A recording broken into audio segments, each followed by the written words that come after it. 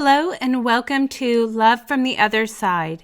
If you are on this video, perhaps you too are in need of hope. We bring you stories from around the world of people who have shared their near-death experiences. While you may not agree with everything they share, we ask that all comments be kept respectful and kind. With that being said, let's get started with today's video. And if you haven't done so yet, we would love for you to be our newest subscriber to the channel. Imagine, just for a moment if you will, a place void of any and all negativity. A place void of fear, famine, dread, hunger, greed, hate, anger, pain, racial and religious bigotry, jealousy, disease, pestilence, violence, and all other forms of human suffering. A place of total bliss, overflowing with harmony, where only complete, unconditional love and understanding exist. One filled with such magnificent splendor, color, beauty, and wonder that it escapes all human comprehension. A place that at first seems so foreign and almost frightening. Yet as you continue, it begins to feel so familiar and wonderful. One where nothing is obscure or hidden. Infinite wisdom and knowledge abounds. Barriers or limitations of this physical world simply do not exist. One where there is no measure of time, no days passing, no seconds, minutes, or hours ticking away on the clock. Everything is perfect and everything makes perfect sense. A place I have come to call home. Can you imagine such a place? I still get a rush just thinking about it. Even though it wasn't my intention to end up in this wonderful place, once I was there and aware of what was happening, I didn't want to leave. I didn't want to come back to this world with all of its turmoil, but that wasn't my choice to make. Against my strong desire to stay in this glorious place, the message was conveyed to me that I couldn't. I had more to experience, more to accomplish, more to teach my son, more to learn from life itself, and I had to set the record straight. So in an instant, I found myself on another unimaginable excursion. I was shrouded in a layer of warmth like I had never known before. A blanket of intense love, and thrown into a vortex of beautiful colors, swirling around me as I spiraled downward with incredible velocity, when suddenly I was slammed with the intense force back into my physical body.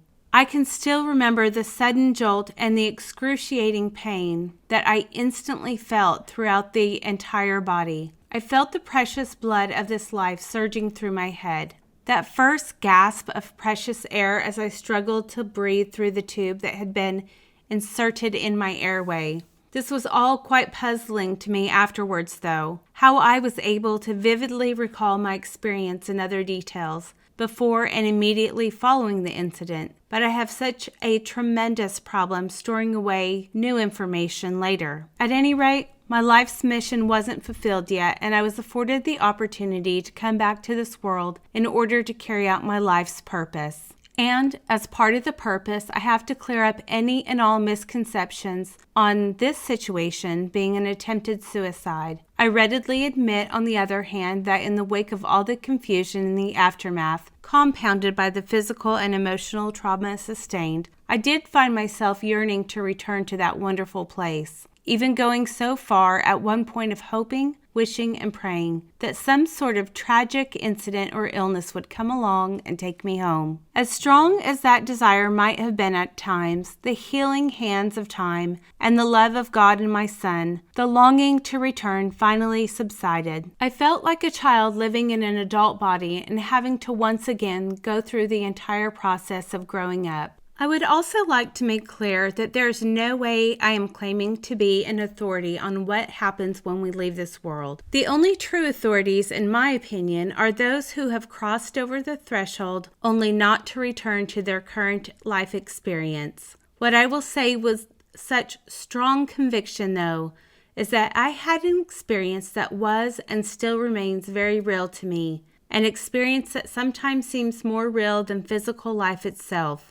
I crossed over the thin, fine line that separates us from this world and came back. But just because I went to the other side and then came back doesn't mean that I came back the same way I was born into this world. For those of you who have had your own experience, I think you may know what I'm talking about. And for those who haven't, please allow me to reassure you that it's okay. We carry our life's experience home from this world in a form of life data or memories, similar to that of a jet airliner, which carries a flight data recorder or little black box as it is commonly known. As absurd as all of this may sound to each and every one of us, we have on board our very own little black box. And even though we may be unaware of it, from the very moment that we are born into this world, we begin forming, recording, and storing memories or life data, right down to the smallest intricate detail. There are, however, two forms of memory: our physical memory, which is basically subjective and at times even faulty, that was designed to aid us in our everyday life. And we have our internal memory, which is absolute, unalterable, and never faulty. That records all of the information from our life experience as it actually happens. And I might add that it does so in detail and from many different emotional perspectives.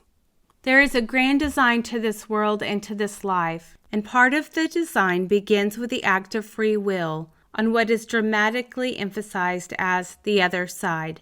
Simply put, being born into this physical world is actually a choice that we make on the other side. In reality, we choose to come to this world, and when we make this choice, it is to experience many of the things that do not exist back home. If you remember how I made mention earlier of a place where everything is perfect, a place on the other side that I call home, back home, since everything is perfect, so are we to varying degrees, which doesn't necessarily mean that we are in any way imperfect. We are all merely perfect on different levels. So therefore, in order to enrich our highest energy form, or our souls, and grow to be more perfect, or in other words, to mature to a higher level of perfection, we must first experience the many facets of imperfection. Physical life is nothing more than an experience of a multitude of things that do not exist on the other side, simply for the evolution and maturing of the soul. In essence, life is a learning, teaching, and growing experience. Now, taking this into account, and since there is a grand design to this life, love is one of the grand elements that is perfect and in every sense of the word intrinsic to all of creation.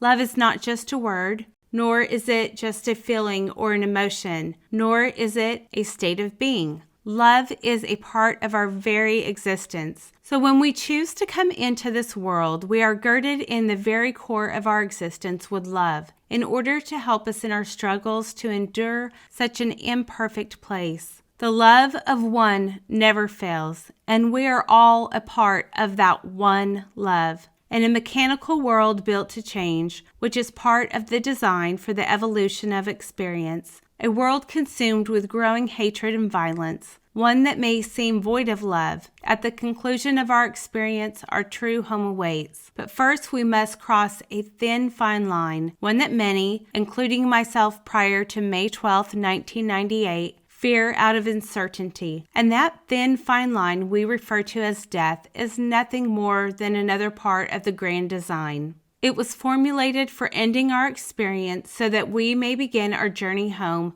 with all of our life's data. Once we separate from this physical world while carrying our life's data, we then embark on our journey back. There are sort of what I considered transitional phases involved. For me, the first one is what I call the realizing that I was no longer living in the physical phase. In the initial process, I was not completely aware that I was separated from this physical world yet, and I was still relatively vulnerable to all of the conformities of my physical life. All of the knowledge that I had gained, along with all of the emotional energies and attachments that I had accumulated over my lifespan, both positive and negative, remained with me, and they kept me tied to this world. This initial phase was a bit terrifying at first because everything around me seemed so strange and unfamiliar. Nonetheless, My first thoughts of the place where I landed after being sucked through a long dark tunnel was that this is either one hell of a lucid dream or in fact this is hell. But then it occurred to me that this can't possibly be a dream.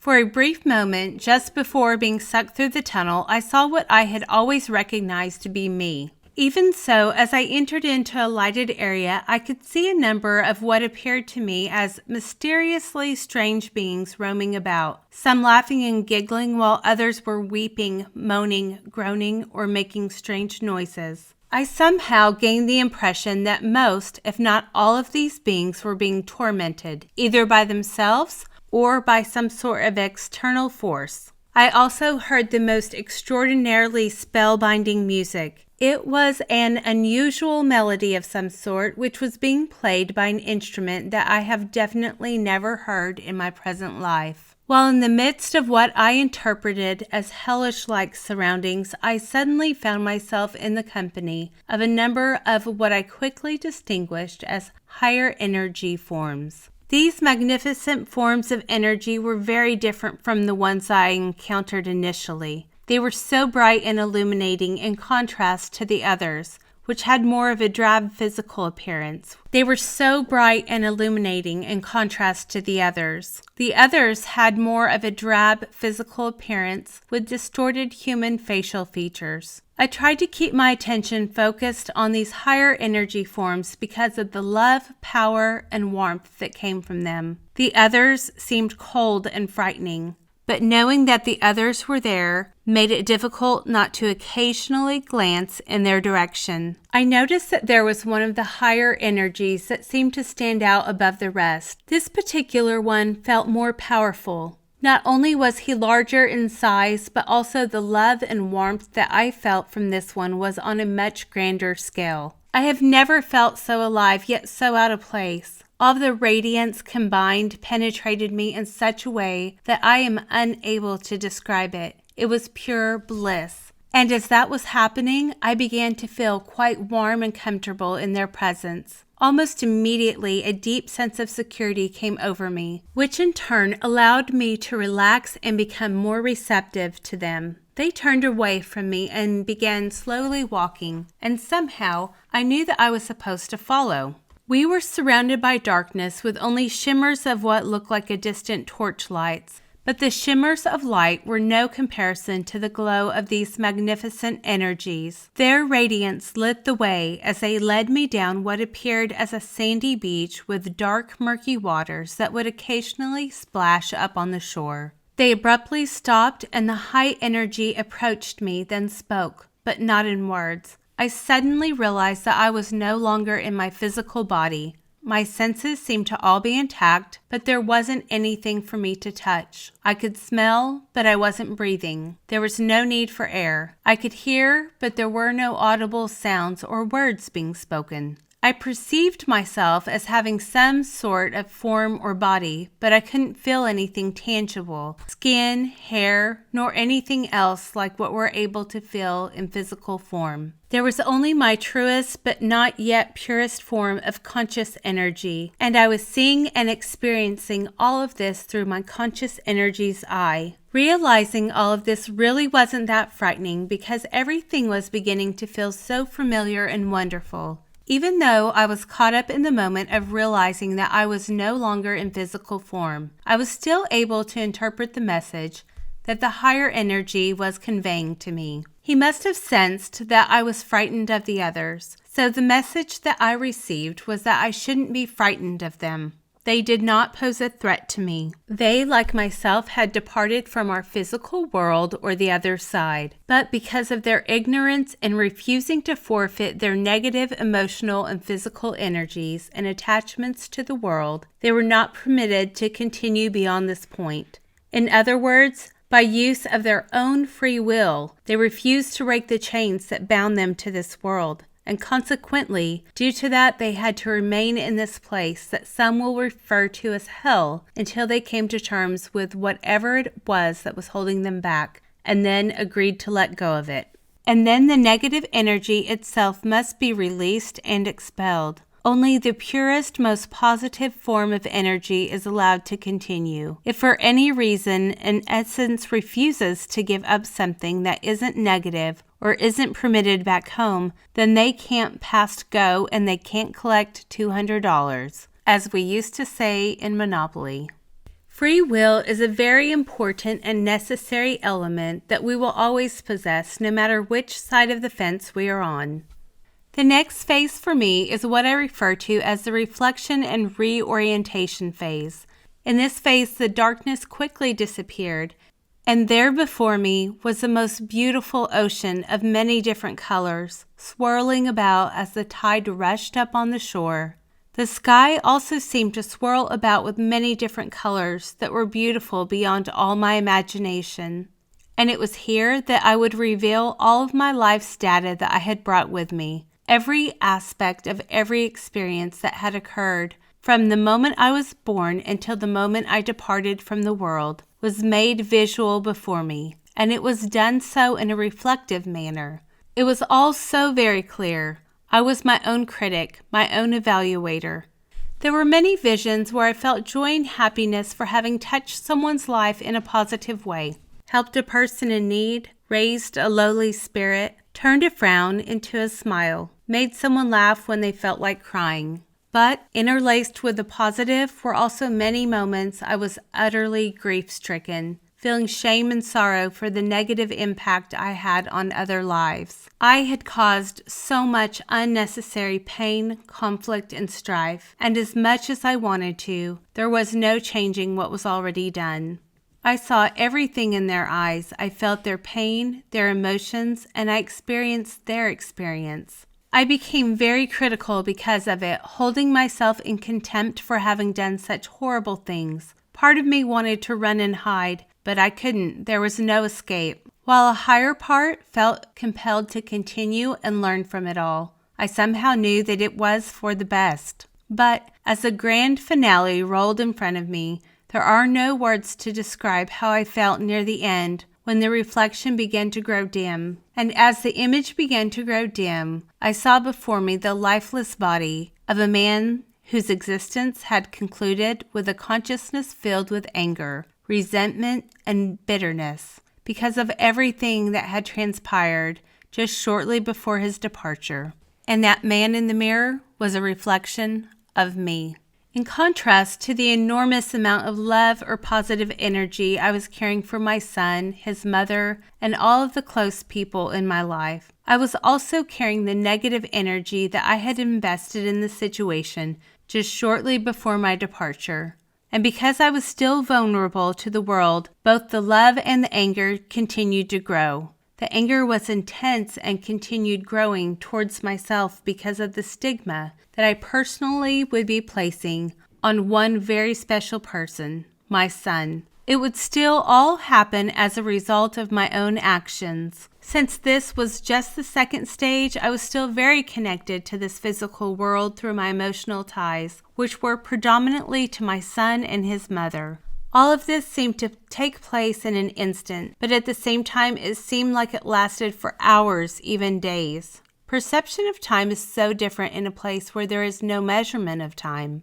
And while all of this was taking place, my consciousness was regaining knowledge that had always been there, just not readily accessible. It almost felt like an awakening, a waking up to a higher level of awareness that had been asleep or dormant for what seemed like a long, yet short period of time. At the conclusion of my reflection and reorientation, the larger energy form asked, but again not in words, if I was willing to release all of the negative baggage I was carrying so that I could move on, and I agreed to do so. I wanted so desperately to stay in this wonderful and glorious place, despite everything that I was carrying. I wanted to be free from all the oppressed negativity. I wanted to feel the love and not the hate. I wanted to feel the peace and not anger, resentment, and bitterness. But just because I wanted all of this didn't mean it was going to happen. Remember how I said that nothing is hidden or concealed in this place? Suddenly, everything in view began to cascade around me, almost as if it was melting, and I was immediately swept into the warm, beautiful waters as they enveloped me. At first, I felt apprehensive because I knew beyond this point there was no turning back. In the twinkling of an eye, however, the fear was gone, and all I felt was complete peace, serenity, and most of all, the tranquility of pure, unconditional love. I was swirling about, basking in its entire splendor, preparing to return home, when all of a sudden I was told that I couldn't continue. At that precise moment, I felt all of it rushing back, all of the negativity. I couldn't let go of the anger that I had been harboring towards myself over being separated from my son before he knew the truth. My son had chosen me as his father, and I had ultimately let him down. I was still carrying an enormous amount of anger because my departing from the world in the manner in which I did would unjustly be ruled as suicide. That conclusion would inevitably alter my son's own experience. Furthermore, to complicate matters was the involvement of the anger that had brought me there in the first place. It felt like a double-edged sword, cutting me from both sides. The anger was cutting me over the legacy that I would be leaving my son, in contrast to the intense love that bonded me to him. He would ultimately struggle with this, and it would only cause him a great deal of pain, a pain that he would have to endure the rest of his physical life. And sadly, it was all because of my own doing. Again, I remind you that nothing is hidden in this place. Against my strong desire to stay in this illustrious place, I was told that I couldn't. My conflicting emotional energies and ties to the world were too strong. I had more to do. That's how I found myself back among the living, which after my experience I consider a contradiction of terms. Personally, I don't believe it was purely by coincidence that after much painstakingly deliberation by my former significant other, finally chose to attempt to save my life. Nor do I believe that the paramedics were able to arrive just in time to revive me. I do, however, believe very strongly that it was by God's loving grace that the Almighty enabled everything to happen just the way that it did. One of the most important things that I have learned from my experience is that there are no accidents. Everything happens for a reason. Besides, the alternative was that if I hadn't found myself back in this world, as emotionally attached as I am to my son, I would have been roaming about in that hellish place or some other dimension between here and there. Just like the others that I had encountered in the initial phase who were also bound to the world by their own emotional and physical ties. Since my untimely journey to the other side, I have encountered numerous people who were so steadfast about their beliefs about life and the afterlife that they seem to consider my experience outside the logical mind's thinking. All the same, my own knowledge and experience has much value and has brought just as much meaning to my life as theirs has to them. In conversations with others, there have been two basic reactions. There were only a few who seemed to have been a little more open-minded and accepting, while on the other hand, the majority seemed to take on a more fixed, non-accepting attitude.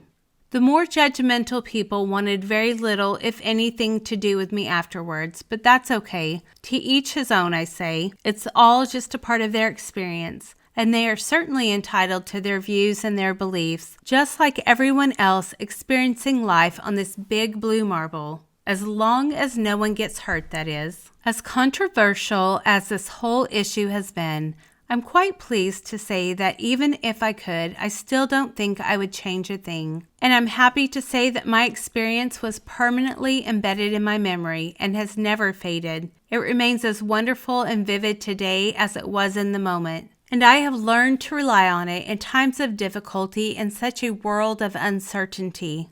I would like to take this opportunity to offer up a little piece of advice, if I may. If possible, I strongly petition you to make amends or settle your differences as best that you can. Whether they lie within you or with another, don't allow you or anyone else to rob you of precious energy that could otherwise be used in creating more experiences that are positive. Forgiveness has such tremendous healing powers and capabilities, and when exercised properly, is in and of itself a truly wonderful experience. You and only you have the power to choose to forgive. No one else can do it for you.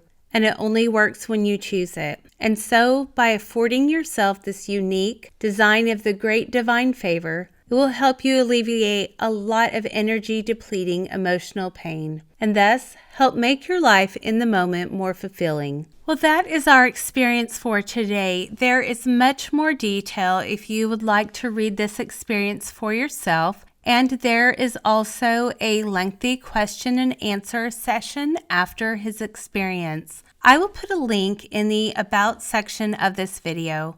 And as always, I want to thank you for spending your time with us today. Until next time, God bless.